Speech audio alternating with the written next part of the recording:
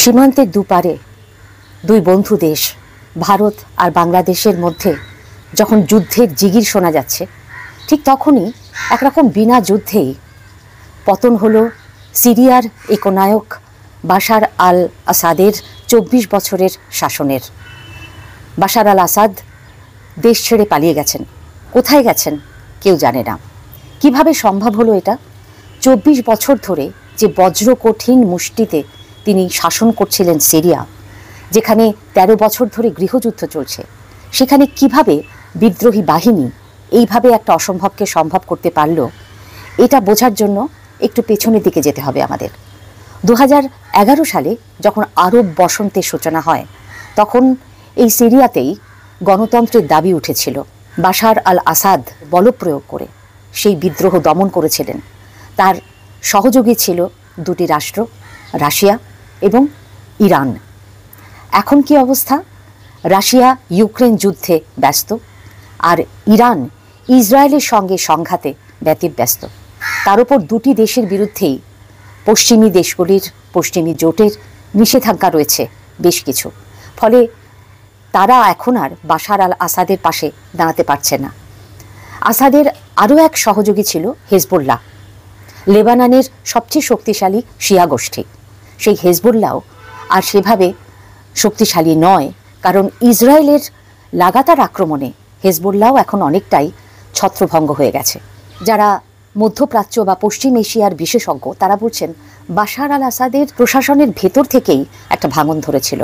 সেনাবাহিনীর অনেকেই মাইনে পাচ্ছিলেন না, প্রশাসনে আর যারা ছিলেন তারাও একরকম ক্লান্ত হয়ে গিয়েছিলেন এই অর্থনৈতিক দুরবস্থায়।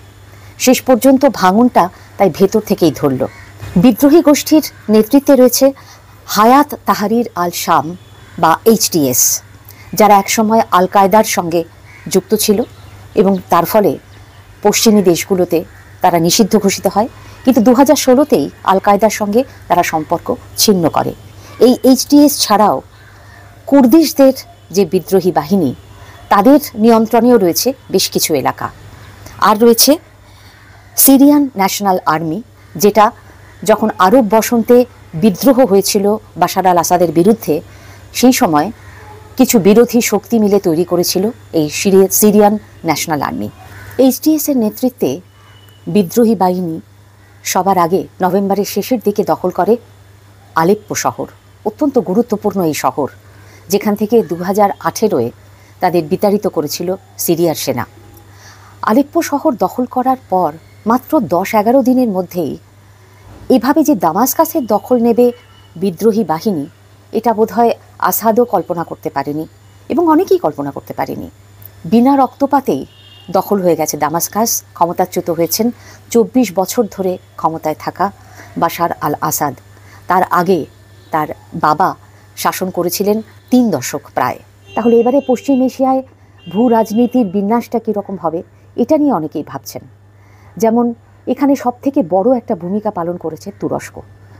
তুরস্কের একটা সমর্থন ছিল বিদ্রোহী বাহিনীর প্রতি, কিন্তু কুর্দিশদের প্রতি তুরস্ক যথেষ্ট সন্দিহান।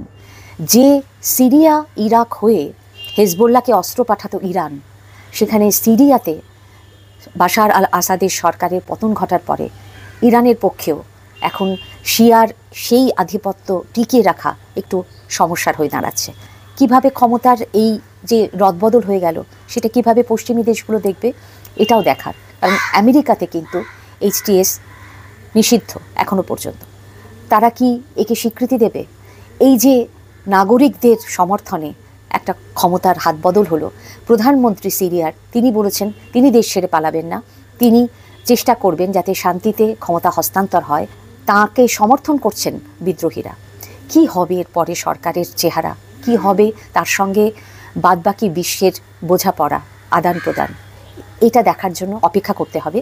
তবে মধ্যপ্রাচ্যে বা পশ্চিম এশিয়ায় যে ক্ষমতার বিন্যাসে একটা পরিবর্তন হলো, ভূ রাজনীতির ক্ষেত্রে যে একটা বিরাট পরিবর্তন হতে চলেছে, এটা বোধহয় অস্বীকার করা যায় না।